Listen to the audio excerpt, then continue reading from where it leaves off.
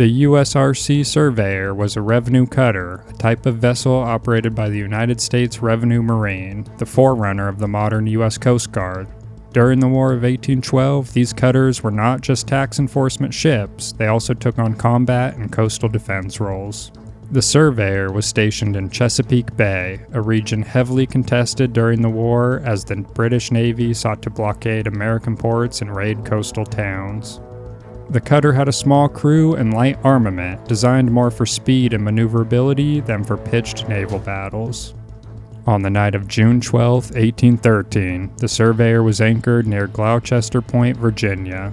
A large British force, approximately 50 Royal Marines and sailors from the HMS Narcissus, launched a surprise attack using small boats under the cover of darkness.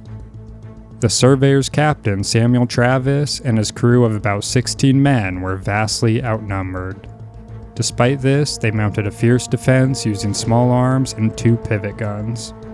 The crew repelled British several times before being overwhelmed in hand-to-hand combat.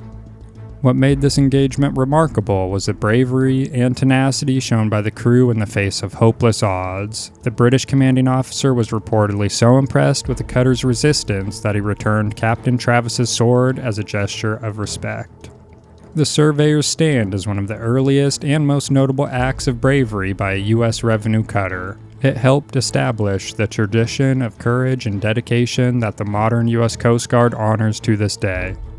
The event became a symbol of how small, under-resourced American forces could still resist and challenge the might of the British Royal Navy, especially on the home front. This incident is one thread in the broader tapestry of the War of 1812, where America's small but determined naval and privateer forces punched above their weight.